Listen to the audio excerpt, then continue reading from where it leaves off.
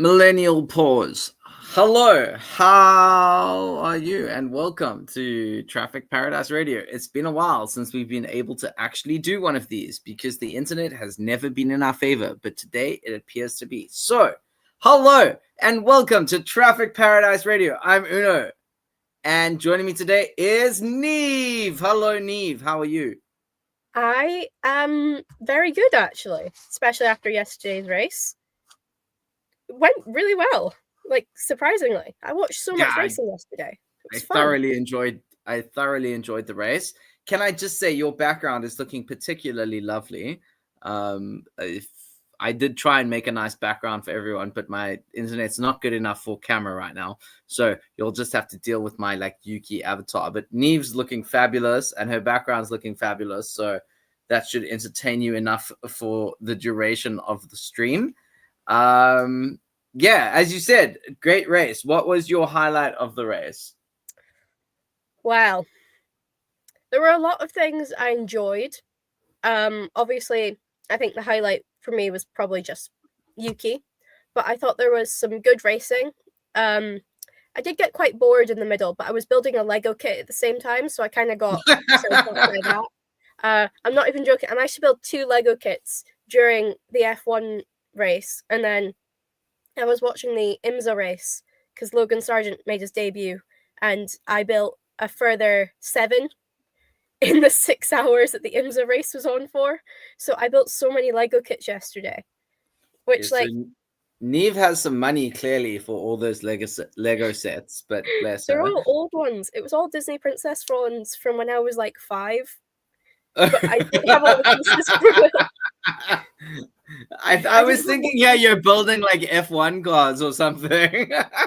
No, I was building Cinderella Castle and all the Frozen ones that I collected over the years. It was a lot of fun, actually. Okay, so like completely off topic, but who's your favorite Disney princess? Merida, no question. Come on. Merida. She's the Scottish lady with the bow, right? Yeah, obviously. Come on. Patriotism. Okay. Who's yours? Fair enough. Mine is Cusco. Even though he's technically a man, he's a total princess, and I love him. That is very valid. Yeah, I love Cusco. He's great. Okay, but let's talk about. Okay, well, actually, we've got this like ancient castle here on screen, so I feel that that's a fair enough sort of segue into the topic, the 2025 Azerbaijan Grand Prix. Yeah, it was quite a fun race. I really enjoyed it. Let's take a look at how everyone finished. That should be the next slide. There we go. Okay, so obviously Max with a very dominant win. Red Bull definitely seemed to be back in the game. And it is interesting that on the weekend that McLaren fell to pieces, Red Bull were able to be the strongest one out there, the strongest team. So, yeah, I think it's definitely a great result for Max. What do you think about George in P2 there, Niamh? I am going to be completely honest. Throughout the commentary, it seemed like nobody was talking about George or Carlos, apart from when like the pit cycles and stuff came up, and they were like, "Oh well, you need to pit soon to cover off and whatever." They didn't seem to be talked about, and then I kept seeing. Have you seen that meme that's going around on Twitter? Like every time George gets a podium, it's like does nothing P3. I kept thinking about that when I saw the results, and I was like, when did he just like spawn into P2? He came out of nowhere. But I think it was a very impressive drive from him overall. Clearly, there was very few mistakes. 5-second gap to Carlos Sainz is obviously pretty good. Yeah, very impressive from George all around. Look, I think that in a way, George showed that some of the other teams maybe missed a beat there. His strategy was very good, and sometimes it's your ability to overtake and whatever. But I think for George, like he managed his tires well. He got the strategy called just right, and he went from P5, I feel like, to P2. Like he did really well. And Mm-hmm. even at the beginning of the race, like he actually got overtaken by Yuki, and there was, and then he managed to get past Yuki, and they were both on the same tires, but I think their sort of goal for the weekend was very different. Where with Yuki, he was like playing the team game. I do feel like Yuki was trying to ensure there was a gap, so so Red Bull could pit Max into clean air, and without traffic. Fair enough. Mm-hmm. Like they're playing the team game, whereas George was playing the George game. So he went on a different vibe, and I feel like he was very clever in what he did. And as you say, it was kind of an anonymous, very kind of underrated performance, but at the end of the day, he finished second, and that's tremendous, So yeah, it was 15 seconds behind Max, but at the same time, like He was still no 5 one seconds was behind close to Carlos. George. Yeah, Carlos was what, 5 seconds off of George. That's impressive from George, and Mm-hmm. Kimmy was 6 seconds, 7 seconds off of him. Yeah, like I think George did an amazing race, and yeah, it is one of those races where no one was focused on him, but it doesn't mean that he didn't do well at all. Yeah. Yeah. And yeah, obviously Carlos, Williams' first podium since, God, I don't know. 2017. First, What? first podium in a full-length race since Azerbaijan 2017. Valtteri Bottas pipped, I think it was Lance Stroll at the line. They were talking about it on the commentary because obviously George Russell got one in Spa 2021, but there was like no actual racing. So well done. 8 years of a drought. Kind of wish it was Alex Albon, but yeah. Oh well. Yeah, this That's was just my Alex definitely Albon. this was Alex Albon definitely sport showing through. the weekend of well, actually I'm gonna let me be I have a theory, okay? So if any of y'all are like Asian F1 driver fans, you'll know that like Zhou Guan Yu, Alex Albon, Yuki Tsunoda, they were all like developing their cars last season. And it seems like the cars they developed were exceptionally good because they've all made it onto the podium this year. But unfortunately, none of those drivers are able to capitalize on that. And it seems very unfair, but it is a testament to their skill in feedback and development, because yeah, you've got Albon, who's clearly developed that Williams into a monster of a midfield team, and Carlos just happens to be the guy who gets the podium. You had Yuki, who developed that V-carb into a monster of a midfield machine, and Hadjar gets the start podium. Of the year. Yeah, absolutely. And then, I don't know how much Joe contributed towards the Kick Sauber of this year, but we all know that Nico was finally able to get a podium this year, and he's never been able to do that before. And I think that Joe and Valtteri deserve some credit for that, because their feedback would have definitely helped develop that car into what it is today. So yeah, I think it seems very unfair, but at the same time, it is an endorsement of their ability to help develop a car, Yeah. Yeah. I also think that I don't think that people understand how car development necessarily works. I've seen a lot of people say, oh, Williams only got good since Carlos joined. Clearly, that's because Carlos has put in a lot of effort. At the start of the season, it was all Alex Albon's work, because even if Carlos was there every single day over the winter, they still would not have had enough time or money to put all of the things he thought about into that Williams car. So Absolutely. No matter how much feedback he's giving, we were still a good few races into the year before they could start properly taking on board his feedback and whatever. So the first really good results of the year that Williams specifically was getting, that was all Alex Albon. Absolutely. And he deserves the praise for that. Yeah, and I mean, I'm not going to ask you to change the slide now, but we'll get to it later. But like Alex Albon is pretty high up in the championship fight, you know? Yeah. And Carlos Sainz is not. So as much as Carlos Sainz deserved his podium yesterday, we cannot forget what Alex Albon has contributed to that team in the last. I mean, how many years has he been there? It's definitely 3-4 years he's been there, maybe more. I think this is his third year because it was 20. No, it must be his fourth year because 22, 23, 24, 25, 4 years. Fourth year this year. Yeah, and you know, his development is clearly showing there. As I said, like similar with what Yuki did with the V-Carb, that car has developed into an amazing race vehicle. You know, it's competitive. It can challenge for podiums. And, you know, we saw that with Lawson as well. And I don't want to talk too much about Lawson because we are going to talk about him later. But he had a phenomenal drive. And although he wasn't able to get the podium, I mean, he still drove great. And I don't think it was anything about what he did that he didn't get the podium.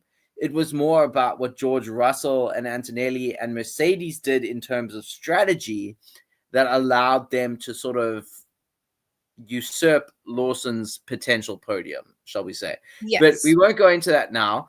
Let's move on to, okay, I'm going to skip over Lando and Oscar later on because we will get to them later on in the stream. But Lewis and Charles, P8, P9. It doesn't look good for Ferrari, does it? No. I mean, both drivers are in the top 10. Both drivers score points, but it just leaves a bitter taste in your mouth. What do you think went wrong for them this weekend, if I can ask that? I genuinely have no clue because was there not a practice session where two of them were in like the top 3? And I was like, oh, maybe it won't be so bad. There was some point where they were both really high up, and I was like, oh, there's potential here. And then I missed qualifying because I was at a competition, and I came back. I got a message from someone saying, hey, don't watch quali. And I was like, why would I not watch that back? Like, I feel like I should know what's going on. And then she just went, no, look at the results and then tell me if you really want to watch it. And I looked at it and I just went, what on earth happened here? Like, and then obviously the race wasn't particularly great for them either. Yeah. I think had it been a little bit longer, they could have potentially caught up to Lando, but even then, those cars just seem to be struggling for whatever reason. And I know people make jokes about like DRS trains and stuff, but like, there's no reason why those level of cars should be struggling so much. I think there was a bit of a sort of, I think everyone behind Lawson was sort of in a consolidation point of view. You know, they were just like, look, this is where we are. We can either finish here or we can try and fight in the same way that Checo and Sainz did last year at the end of the race and like ruin everything. You know, I think that was somewhat in people's minds that maybe what we have now is the best we can do and we're just gonna accept it because like I'll touch on that a bit later again, but I do feel that, like, as you said, there was a bit of a DRS train behind Lawson. Essentially, it was Lawson, Tsunoda, Norris, Hamilton, Leclerc were all kind of very close to each other. Leclerc a little bit further away, although by the end he was only 0.4 off of Hamilton, 4.5 tenths. And you know, I do feel like they all just kind of decided to consolidate and said, you know what, this is what it is. Lando did try, in fairness to Lando, he did try and like overtake Yuki, but he wasn't able to. And Yuki and Liam were, I think, kind of just like accepted that this is where they were, and it was okay for them. People, I did see some crazy things that saying like, oh, Lawson was like playing the Red Bull game in order to ensure, and I was just like, surely, if that was the case, Lawson would have let Tsunoda through. I don't for a moment think that Lawson was trying to like appease Red Bull in any way by ensuring that Yuki finished behind him. I'm sure it had far more to do with his own pride, and good for him in that regard. But yeah, I feel like Ferrari in particular maybe just accepted that this is what they were this weekend, and they just took the points that they could, and they kind of had a very shameful weekend, especially given Charles' amazing results here in the past. On the podium, I think twice here at Azerbaijan, obviously on pole like 3 or 4 times. He's clearly good at this track, but Ferrari just weren't up to the task this weekend. Yeah, I think that's a fair assessment. Yeah. And then it seems to be a common theme with them, though. Like, they'll do decent in practice, or they'll be at a track where they're supposed to be good, and then they're just like non-existent, and they're only getting talked about because, well, it's literally Lewis Hamilton and Ferrari. Like, they're getting talked about more for, oh, Lewis Hamilton's got the best record around this track, or Lewis Hamilton's been on the podium XYZ, and then it cuts to him in like P14 struggling against the Haas, and it's like, well, clearly Ferrari is struggling here. Yeah, and I mean, even if you like take Lewis Hamilton aside, and you just look at Charles, he's not had the easiest season.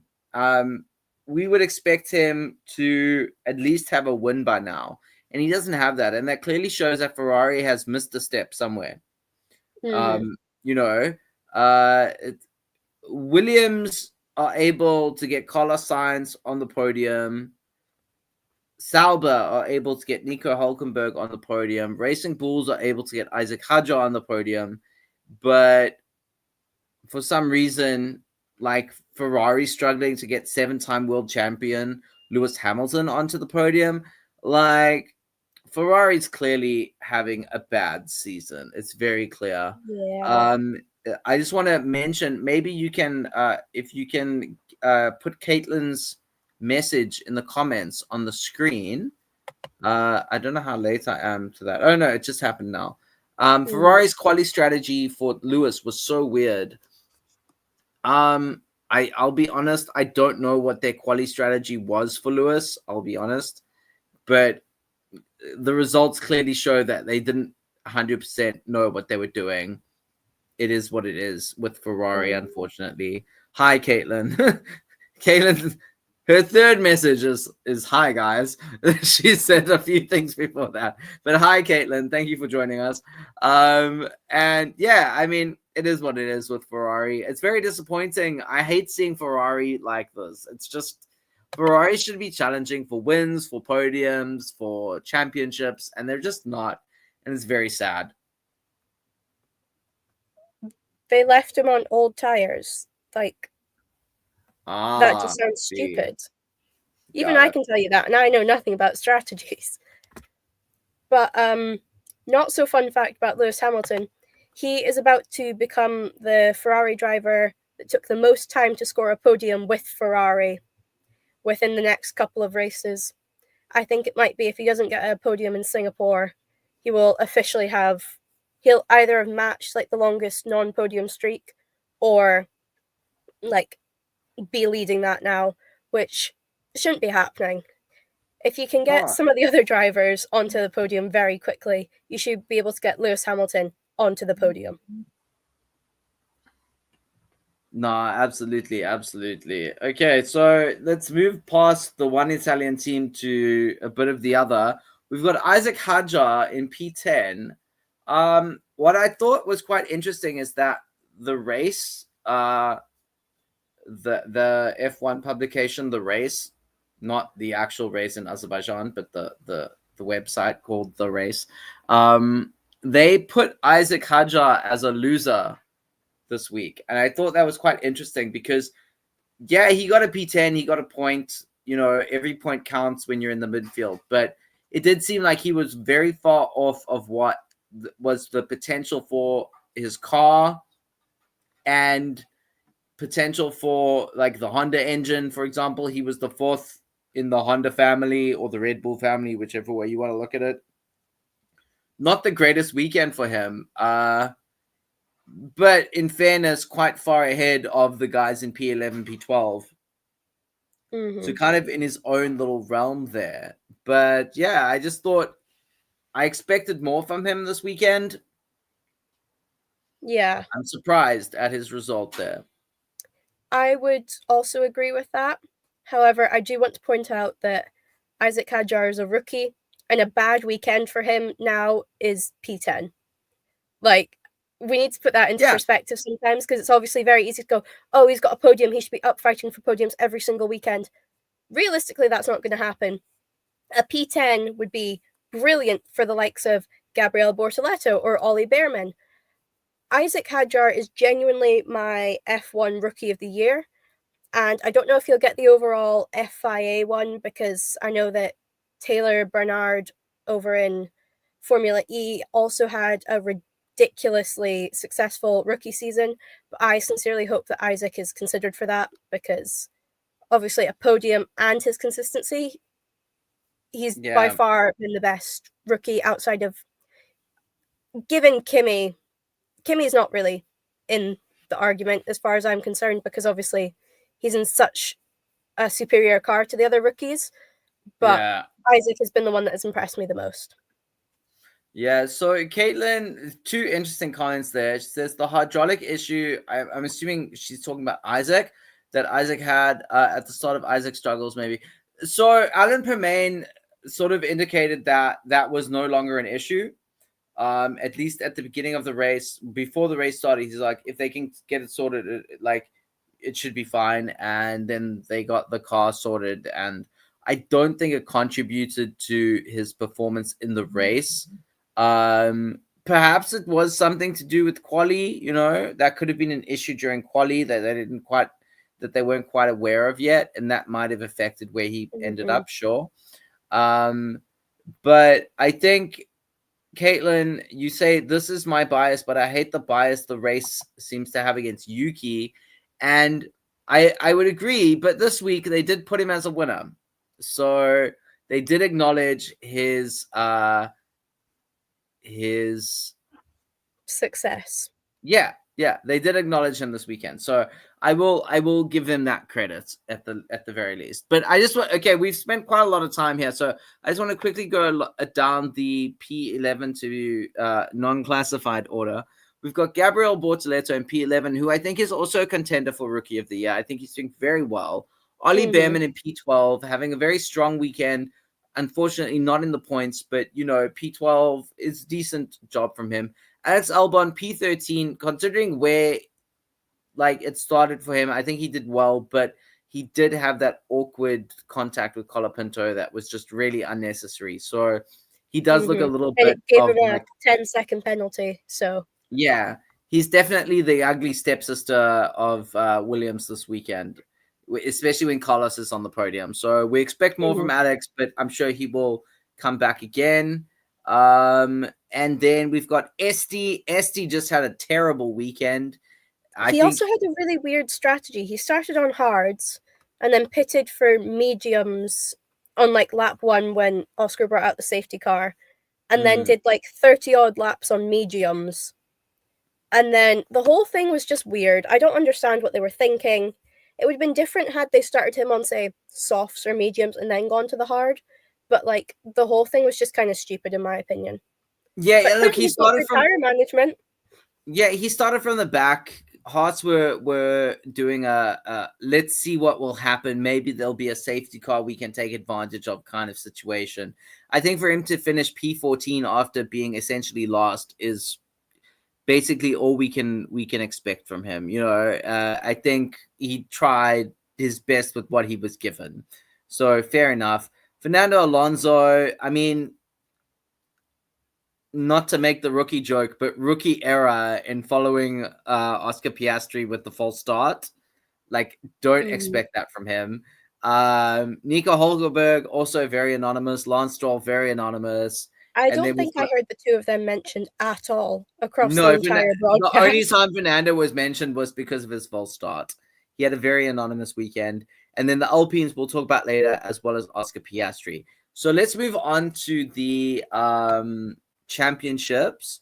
So Norris has climbed a bit. He gained 6 points on Piastri. Really should have been more given how disastrous Piastri's weekend was. But Verstappen, really not that far off. You know, we've No, still got 6 or 7 races left. He could totally do this. Like, Max technically doesn't need any McLaren DNFs to win the championship yeah, anymore. Like before this weekend, he needed Oscar to DNF at least once. And now, with the way things are, I think it works out as all three of them could score points in every single race, and Max could still win it. I would also like to point out that obviously Oscar didn't even get 6 corners in, and with the amount of points that Lando scored, there's a bigger points difference between first and second than there is between Oscar not scoring and Lando scoring those 6 points. So absolutely. it was actually better that Oscar DNF'd and Lando finished where he did, as opposed to them finishing in a 1-2. Obviously not for the constructors, but that's tied up anyway. Absolutely. Niamh, someone has just rung my doorbell. Can you take over for 2 minutes? Yes. Talk through the drivers' championships, the constructors, and you can even start on your purgatory prediction. I'll be right back. Okay. Thank you. Sorry to everyone. Okay. So, like I was saying, there was less of a difference between Piastri and Norris than there would have been had it been a 1-2 finish, which is crazy to me. Max Verstappen, he's obviously getting really close now. I say really close. He's like 44 points off Lando. I can't see the numbers properly, so I'm kind of squinting a bit. 44 points off Lando. Thank you, Caitlin. You're my co-host now. He's 44 points off Lando, and I think that means he's 69 points off of Oscar. I can't do maths, so like, you can tell me if I'm right or if I'm wrong. George Russell is obviously relatively close to Max. I don't think George can quite pip him to the post for P3, because obviously Max is just, it's really been the McLarens and Max this year. I'm going to be completely honest. Leclerc still being in P5 is absolutely insane to me. I didn't realize Lewis Hamilton was P6. With the kind of like anonymous year that they've had, I thought they were both further down, although I don't know who I thought was ahead of them. So logic's going crazy there. Kimi Antonelli has overtaken Alex Albon for P7. He is now on 78 points. Alex Albon is still on 70. Isaac Hadjar remains P9. Nico Hulkenberg is P10. Lance Stroll is in P11. Carlos Sainz has gained, God's sake, I was about to say 15 places. He hasn't gained 15. He's gained 6 places. With He's that gained 15 podium. points. 15 points. Yeah, yes. I just can't read right now. He's gained 15 points and is up 6 places from where he was. But going back to what we were saying about Alex Albon being like very important for development, he still has over twice the amount of points scored as Carlos Sainz does. Liam Lawson is only 1 point behind Carlos Sainz. I think it would have been pretty funny had he gotten... Oh, wait, no, they got rid of the point for fastest lap, didn't they? Oh, that's annoying. I would have found that very funny had he... Because obviously Max scored his Grand Slam thingy this weekend, and that makes it 5 years in a row that he's had one of them, which is crazy. Fernando Alonso, Esteban Ocon, and Pierre Gasly have all dropped down 2 places. Yeah, just pretty anonymous weekends from all of them. Yuki Tsunoda has gained 2 to. Hell yeah, motherfuckers! Woo! I wasn't expecting that. Sorry, he's I get excited. The extra 8 I've never been more excited for P17 in my life. The 8 points he scored has taken him up from tied with Ollie Behrman to tied with Pierre Gasly. And then Gabriele Bortoleto is P18. He's only 2 points behind Yuki. Ollie Behrman is the full-time driver who's scored the least amount of points. But I think he's scored a bunch of penalty points, so I don't know if that counts for anything. But I think he's got 10 penalty points and 12 actual points. Yeah. Because you need 12 to get a race ban, right? You need 12 to get a race ban, so he was very much trying to stay out of it. Yeah. But then we come to Franco Colapinto and Jack Doohan, although I can't remember if I sent this video to like the podcast group or not, but there was a video of Flavio Briatore after Franco crashed or brought out a flag or something where he just mouthed, "He's done." And like clearly he was talking to someone. I don't know if that's true or not, but that is like crazy because Flavio just looked so done and frustrated and was like, "Oh, so I might get Jack back." Yeah, I will say this for Colapinto, his qualifying was shocking, but I thought his race was very good. It was just the fact that Albon like shafted him off of the track. Well, I mean, not off the track. There's no off the track in Azerbaijan, but you know, like he spun him off, and I do think that Colapinto would have finished, you know, easily P13 or something in the race, but unfortunately it just wasn't meant to be for him, you know. It was outside of his control, unfortunately. I mean, I personally don't think he would have been up necessarily as high as P13 because the Alpine just didn't seem to be anywhere. Yeah. But I do think without that contact, without that, because I think he flat spotted his tires as well. I think without all of that, he could have finished higher, but I don't think it would have been many places. I think he probably would have been ahead of Pierre Gasly, but yeah, the whole thing was just a bit of a shit show for Alpine. Okay, so Caitlin says Yuki to Alpine. I'd just like to be like, please God, no, but we'll take it if we have nothing else. But please no, please no, please. It's the best option. He's had to deal with Christian Horner and Helmut Marko. Don't make him have to deal with the entire trifecta of demonology that is like Flavio Briatore. Please not.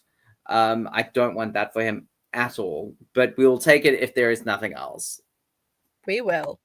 Right. On to the constructors. Let's just kind of, we'll go over this very quickly. McLaren obviously still leading. Merck, Ferrari, Red Bull in a very tight race. There's only a few, like about 40 points in between. 20 points in between. 21 points between P4 and P2. So there's a lot to play for here, and I think Williams look like they're set to nail down that P5, and Racing Bulls. I think it's less than that. No, it's 21 points. I thought it was 18 between P2 and P4. Well, unless Immy did her maths wrong, it says 21 where it says gap. Yeah, but it says there's 290 points for Mercedes and 272 for Red Bull. Interesting. Yeah. Anyway, I trust Immy's maths, so we'll just say it's 21 points because that makes sense. Oh yeah, it's 18 points between Red Bull and Mercedes according to the one. Yeah, well, one of those maths is correct, we assume. So you can choose which one you want. Whichever makes you feel better. Yeah, and then I think that Racing Bulls look like they're set to hold on to that P6.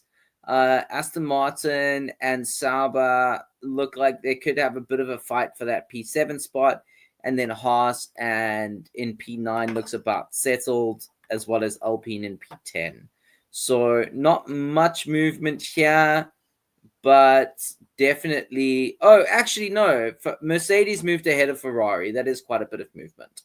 Yeah. So, and Racing Bulls moved ahead of Aston Martin. So yeah, there's definitely been some changes there, and that will count towards their amount of money that they get at the end of the season.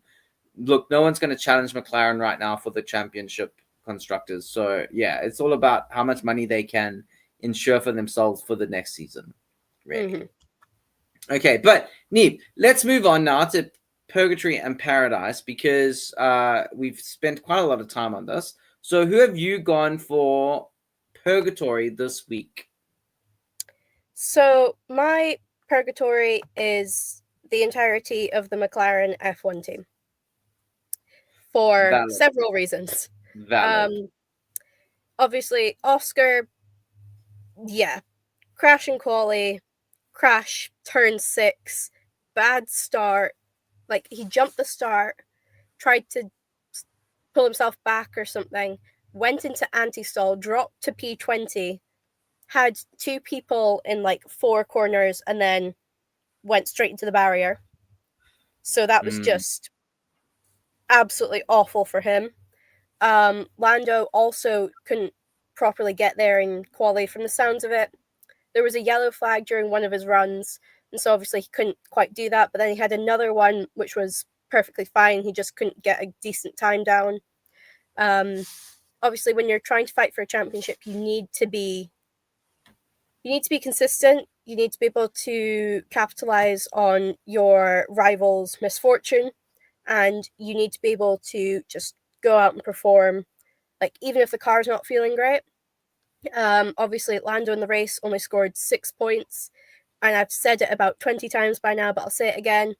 Less of a difference between Oscar not finishing a single lap and Lando finishing where he did than a 1-2 finish would give, which is just nuts. It keeps blowing my mind. I keep saying it. I'm probably sounding like a broken record, but just, it wasn't great. Obviously, Lando had a slow pit stop. It was like 4.2 seconds or something. Yuki's pit stop was half that time. And Lando, it was a really critical pit stop for him.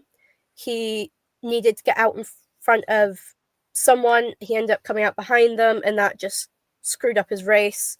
So the entirety of McLaren just needs to, like, get their act together, for lack of a better phrase. Yeah, and I don't think Lando did himself any favors by he constantly compared himself to Yuki all weekend, as if Yuki is this like shrinking virus on the track. No, bro. Yuki drove a good fucking race, and you just weren't good enough for it. Like, accept.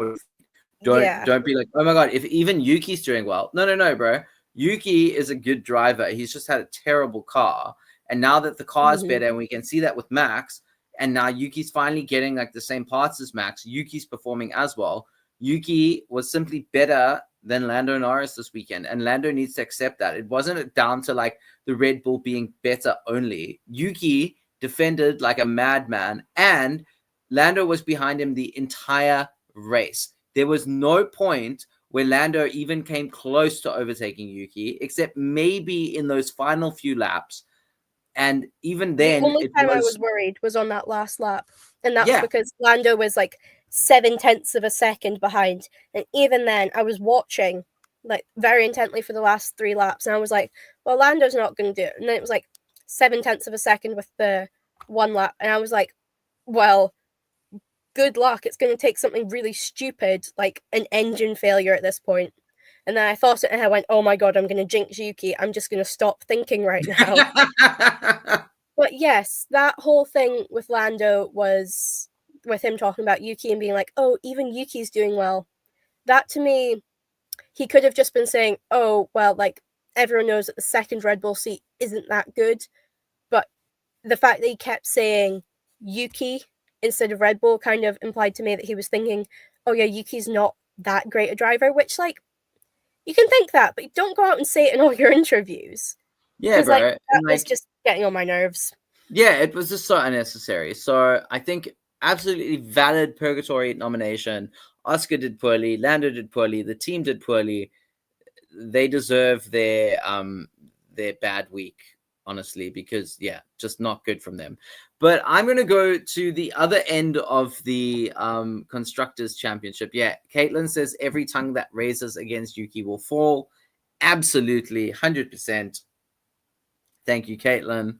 But on that note, let's move on to my purgatory, which is Alpine. Just wow. This is a team that was so good last year.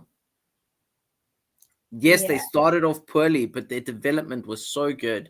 And they've really just, I mean, a lot of people are saying, yeah, they're just focused on next year. But, like, you can still try, guys. Come on. Like, at least try. You know who they had last year? Esteban Ocon. Guess who they don't have this year? Esteban Ocon. Yeah, absolutely. And I just feel like there are things they can do.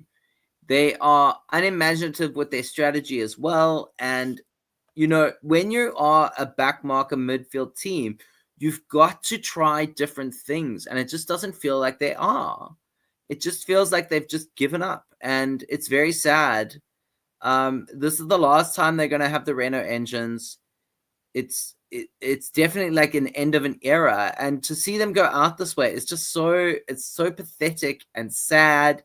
And like, if I were the guys at Alpine, like, stop looking at, I mean, obviously in terms of Yuki's seat next year, like, if you need to get rid of Franco for Yuki, do it. But for the most part, like, I don't feel like the drivers are at issue here. It seems like there's a management issue, and like, you wanted to make a deal with the devil and bring back Flavio Briatore. Like, this is what you get, bro. It's bad. It's bad. It's bad.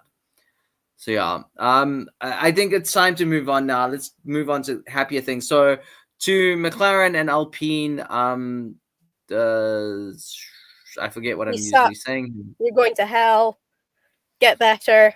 Yeah, like, fuck off, guys. Like, just fuck off. The gods of motorsport have deemed you unworthy. May they have mercy on your souls. Bye-bye. Cheers. But let's move on to Paradise now. Niamh, who is your Paradise candidate of the week?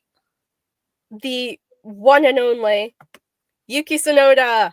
Oh, Yuki Tsunoda. Oh, Yuki Tsunoda. Yes, let's go. Yeah. Incredibly strong weekend from Yuki. Obviously scored 8 points. He's finally starting to get like the same parts of the car as Max does, which, like, brilliant. Let's go. Let's keep things like that up. Red Bull, start listening to him. Clearly you can see like his development. But also just his defense was just so impressive to me, because obviously Lando couldn't get past him at all. Like, Lando was trying, he just couldn't get past Yuki. You can give a bit of the credit to Liam Lawson for obviously like creating that DRS train to begin with, but the fact that Lando Norris just could not get past Yuki was just such like a mark of Yuki's skill this weekend, in my opinion. So I don't think I've ever been so happy to not get a podium, because like, it wasn't a podium, but by God, was that a brilliant drive. I think had, like, I was looking at the results, and I think the only drivers in the top 10 that didn't really go anywhere from where they qualified was like Yuki and Max. Yeah. I think everyone else dropped a position. Except apart from George, but George is one of a kind.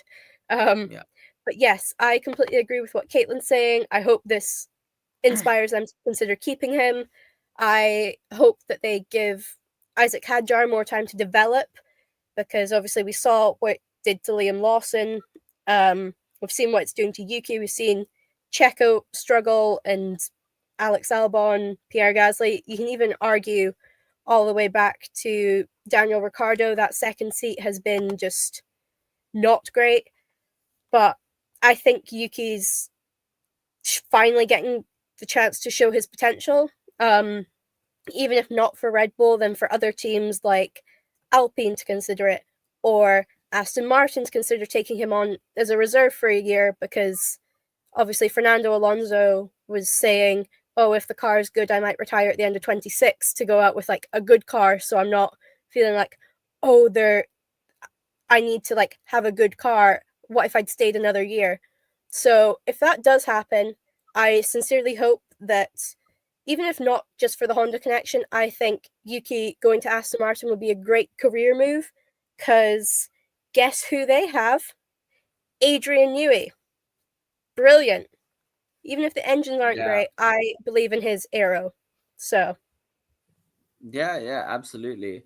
Look, Yuki's been struggling lately. Everyone knows that. And if you've been watching this podcast, you'll notice that my avatar has changed this week, because I refused to use the sad Yuki avatar this weekend, the Yuki and the Lilacs avatar, and I've gone with a happy Yuki this week, because as Zeph says, it would be a huge mistake to get rid of Yuki now. He's gotten used to the car just to start the cycle again with Isaac next year. Like, they really need to think about what are their long-term goals for that seat and that team. You can't rely solely on Max Verstappen.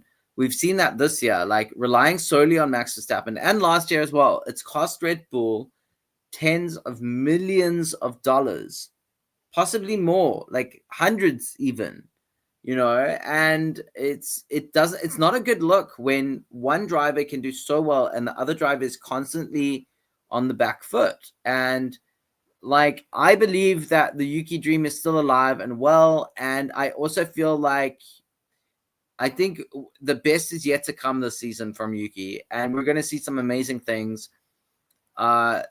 If you've been following me on Twitter for a while, you'll know that like I have this theory about Singapore 2023 that might be somewhat controversial, but I believe that Yuki could have gotten pole position there. Things went wrong for him, very, very, very wrong in Q2, and he was blocked, and he had traffic, and he wasn't able to actually get in a proper lap. But I believe, like, had things been different, he would have been on pole position in Singapore in 2023. He was that fast there. And that's where we're going next. He's got the confidence back. He's got a car that can do things again. I think we're going to see some amazing things from Yuki in the final few races of the season. And I am totally ready for it. And I'm ready for him to prove everyone wrong and go out with a bang. If he is indeed leaving the sport this season, like, just like make them regret exactly what they've done, Yuki. Like, just give him hell, boy. Give him hell. He will have the opposite ending to Alpine with the Renault engines. They obviously want to go out with a bang. They're kind of going out with a vague whimper. Whereas Yuki, I fully believe that he can go out with a nice big bang with all the fireworks, all the trims, everything. Absolutely. Okay, so somewhat controversially, my paradise pick is Liam Lawson. Now, that's not something you're going to hear very often from me, but I do think he did a tremendous job this weekend. He was, I think, unfortunate to not be in contention for a podium come towards the end of the race. I think he drove well at the beginning, but strategy just wasn't on his side. George, obviously, his strategy call was different, and it made the difference. George's and Mercedes' strategy in the race was exactly correct, and they did well. Even Antonelli finished ahead of Lawson. So I don't want to blame Lawson for that, because I feel like it was just down to strategy, and obviously the car makes a difference as well. But I think Lawson, his defense was really good. And I think more importantly, with Isaac finishing in P10, it's a great result for Lawson, and it does sort of validate him remaining on the grid next season. Now, obviously, that's an issue when it comes to Yuki, because there's all these rumors saying that Arvid Lindblad's coming in. I personally don't think he's ready for it. I personally think that Red Bull should just stick with the driver lineup they have now in exactly the same cars that they have now. And obviously, I'm also biased in that regard, but I do think that Liam Lawson gave himself a reprieve from Helmut Marko's judgment, at least for the moment. And I might not like the guy. I might not believe everything he stands for. I might think that Yuki's a hell of a lot better, but I will give him his dues on his day. He did well, and he should be very proud of himself. And I will just also add that Yuki should be proud of himself for developing that car to where it is right now. But yes, that is absolutely. my paradise. We're running out of time. We're already on like 50 minutes. So I'm going to quickly speed run this. Yuki Tsunoda, Liam Lawson, for pleasing the gods of paradise, you are granted entry into paradise. No, for pleasing the gods of motorsport, you are granted entry into paradise. Ascend. Angelic noises. Well done, Red Bull Juniors. You did a great job. Yay. Okay, so Caitlin says Lindblad needs more time in F2. He's so not ready. I 100% agree. But let's take a look Earlier at in the year, I would have disagreed with that statement about Arvid Lindblad, but then I've seen some of the most recent races, and then I remembered that he literally just turned 18 like a few weeks ago. We've seen it with Kimmy, like even just the pressure that's on an 18-year-old is ridiculous. So I think they should just give him another year. Even if it's not an F2, even if they send him to, I don't know, Super Formula, because they've done that with some of their juniors before, and they tend to have good results there, and then they do all right in F1. I mean, Liam Lawson. But I think they should just give him more time. Yeah, I think so I just want to double check now. Yuki finished F2 in P3. Isaac Hadjar finished in P2. And Lawson finished. I'm just scrolling through his Wikipedia page right now. He was like P3 or P4 or something. I think he must have been P. I wouldn't say he was maybe P3 because Logan Sargent was P4. Yeah, Lawson finished ninth in his first season and then third in his second season with 149 points. Arvid is on currently, I think it's about 100 points, maybe a little bit more. And he's in P7. Yuki finished the season on 200 points in third.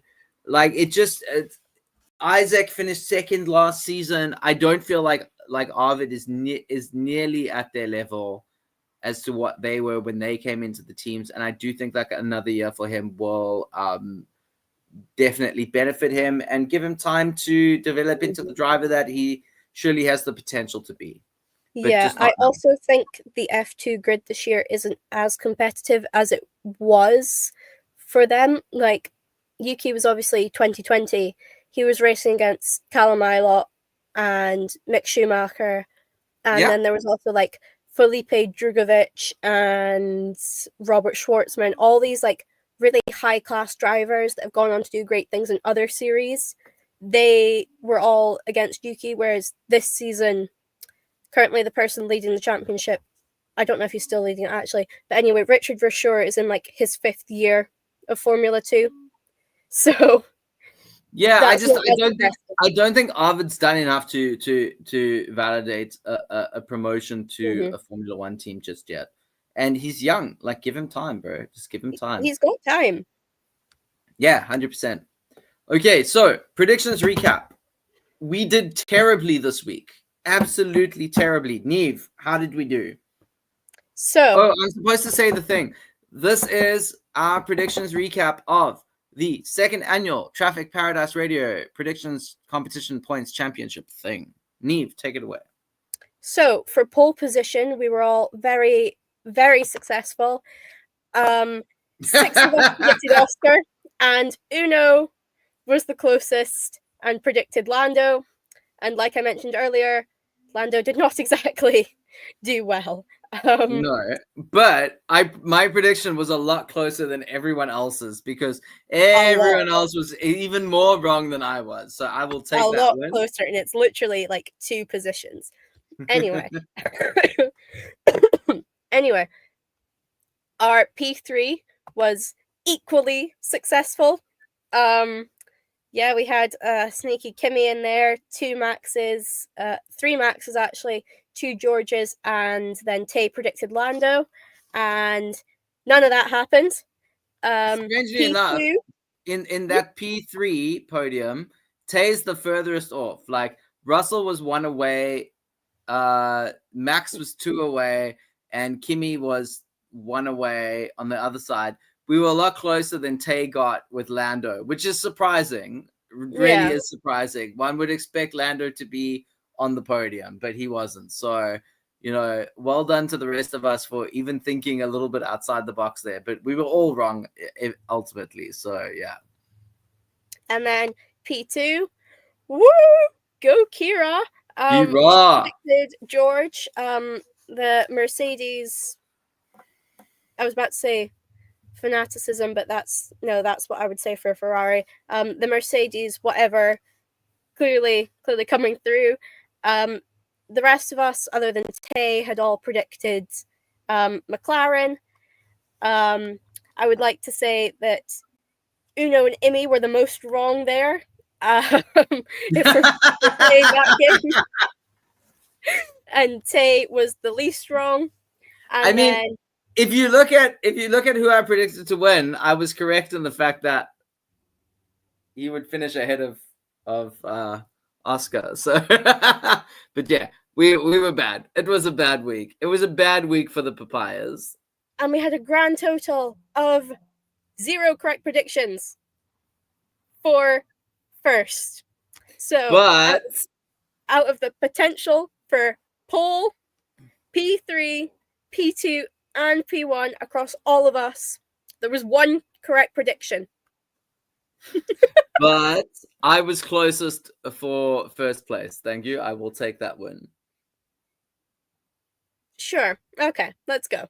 Okay, wild card. Talk us through the wild cards, Niamh. So, you predicted that there would be a red flag in qualifying. Immy predicted, I'll just go through the correct ones first. Immy predicted that there would be a lap 1 incident, which she probably should have clarified that it wouldn't involve Oscar. Anyway, I predicted that. Oh wait, what did Kira predict again? There was some sort of crash. So Kira predicted, and top 5 championship DNF. Yeah, someone from the top 5 would DNF, and I feel like that definitely happened. Now, the question is, did she mean top 5 from qualifying or top 5 in the championship? Immy seems to, given the fact that it's in color, seems to have believed it was top 5 in the championship. So I would have understood it as top 5 in the championship. So we'll give her the benefit of the doubt there. Yeah. And then the rest of us were incorrect. I predicted an Alex Albon top 7. I should have just said a Williams top 7, but here we are. And then do you want to do the other 3? So Willow predicted that Ollie would finish in the top 10. That did not happen. Lee predicted that 2 drivers in the top 10 World Drivers' Championship would take each other out. That did not happen. Oscar took himself out. There was not even any contact with anyone. And Tay predicted that there would be a mechanical DNF. So I think out of all of those, Tay's probably the most unlucky because at this point in the season, you expect a bit more DNFs. They're all using parts and components that are past their best date, But yeah, Tay, I think a little bit unlucky there. And obviously, Niamh, I think you're unlucky there because you definitely felt the Williams vibe. You just went for the wrong driver. But I would have gone for Alex too over Carlos, so I will forgive you for that. Mm-hmm. But what does that mean for our standings in the second annual Traffic Paradise Radio Competition Prediction Points Championship thing? Oh my God, I'm 4th. I thought I was 3rd. Okay. No, you were not. Okay. So, Immy remains in first place with 30 points. Much like Oscar, she's doing her thing. Even she got 1 point this weekend, so well done to Immy. Niamh, you didn't get any points. Oscar. Yeah, that's true. Niamh, you didn't get any points, but you maintain your second place position. Kira, it's all downhill from here. Yeah, Kira picked up 2 points. I don't think she changed her position because she would have been on 23 last week. So yeah, Kira maintains 3rd place. I maintain 4th place, but I also pick up 1 point. And then Lee, Tay, Willow, and Loka, who has not joined us today. Very sad, Loka. We miss you. Please come back. Loka, who is not actually a member of Traffic Paradise Radio, but made a phenomenal prediction that we had to award points to. So yeah, it's all looking a little bit spread out at the moment. So hoping for some solid predictions, especially from myself, Kira, and Niamh, to challenge Immy for her spot at the top of the ranks. Kira obviously is our defending champion and needs to at least pick up 6 more points to take over from Immy. And I'm far further back on 23. But Niamh, I feel like you are our chance to take over.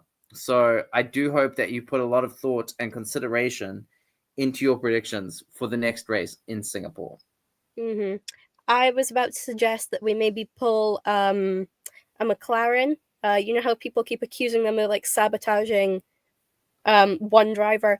I think we should maybe do that to Immy, just put in incorrect predictions. Then I remembered that Immy's the one who does all the graphics. Yeah, so we can't do that, unfortunately. We're going to have to like gaslight her into thinking she predicted something else, which I don't think is very ethical. But no. I will do what it takes to win. Because we awarded 10 points to Loka, we should just take 10 points off of Immy to make it more fair. I think that's a very fair suggestion. And Immy's not here to... Let's vote on it, shall we? All in favor, say aye. Aye. Aye. Well, that's I hear no nays, so I think that's valid. We'll just go with that. Yeah, brilliant.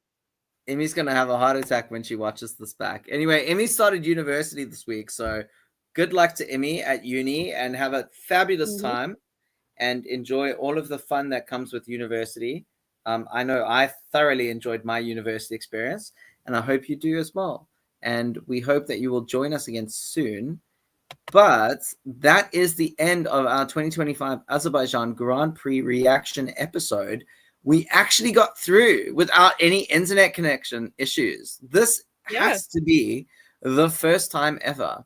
So the racing gods have shined upon us. Yuki Tsunoda, Red Bull, Traffic Paradise Radio, we're all on the up. So watch the space. Yes. If history is anything to go by, next week will be terrible. But yes. I'm glad best. that this will probably be my last one that I can manage for the year due to school. So I'm glad it could end on a positive with yoints, because I think had I had to come on here and do my last one and be like, yeah, no, actually, like, Yuki DNF'd and Alex didn't score points and every other driver I care about also did terribly, I would have just started sobbing. So yeah. Yeah, so thanks Niamh for hosting. So Niamh hosted the actual stream today. I know I'm technically the host, but Niamh was hosting the stream because Niamh's internet is better than mine. But I have recently started making moves to move to a new place where I will be able to get better internet, because I'm not allowed to change my internet provider at my current apartment, which is part of the issue. But I have made moves to change that. So we will hope for the best. And thank you, Niamh, for your contributions this evening. And just in case you are interested in F1 Academy, Niamh did a great video. You can go scroll through our channel and find it. It's from like a couple weeks ago, maybe a month ago. I'm not quite sure. But a great video. Yeah, almost a month ago that it came out now, because it was the week of Zandvoort that we posted it. There we go. So if you're interested in F1 Academy, which you should be because it's great. Great racing, great drivers, and you get to say that you've been a fan of them since they were really young. So when they make it in F1 or sports cars or whatever, you can be like, actually, I've been a fan for years. I'm better than you, when you get into arguments with people online. Absolutely. And what better way to win an argument than just being like, I'm better than you? Absolutely. That's how you win the internet. Caitlin says, even my hospital Wi-Fi held up. Caitlin, you're in hospital. Are you okay? I hope you're okay. Please be okay. I hope everything's okay. Maybe you just work at a hospital. I don't know, but please be okay. We wish you the best. And Tay is working on some stuff coming up. I'm working on some stuff coming up. So please make sure you subscribe and like the video just to help with the algorithm. But yeah, subscribe so you can check out our future content. And we will be back next week with our predictions for the Singapore Grand Prix. Is it next week? Am I thinking of that correctly? I think we have next weekend off. Yeah, next weekend, but next week, Monday or Tuesday or Wednesday, whatever, Yes. we'll do our predictions. Yeah, we have next weekend off, so it'll be a week on Wednesday for predictions. Yeah. Okay, and although the race is finally coming back to Asia, I believe that the time for me will still be dreadful. Because, it's a nighttime race, yeah, in Singapore. So Azerbaijan was quite nice. It was at 8 p.m. and I was like, oh, this is much better than normal. But the race in Singapore is at 9 p.m. So still not too bad. I will be able to get a good night's sleep. So oh, Caitlin says she's okay. That's good. You'll be home soon, I hope. Mm-hmm. We hope so too, Caitlin. Get better. And we will see you on the next one. But yeah, make sure you catch our next predictions episode for Singapore. But other than that, all that's left to say is thank you so much for tuning into Traffic Paradise Radio. Thank you to Niamh. Thank you to Caitlin. And Zeph was in the comments for briefly. I don't know if Zeph is still here. I think Zeph's gone. Thank you to you, Uno, for hosting it. Always glad. And I'm just happy. And thank you to Niamh's internet for holding out. We appreciate it. We've missed the last 2 episodes because of internet connection issues. So yeah, I really am grateful that you were able to do this for us. Thank you so much. But with that said, have a good rest of your day or night.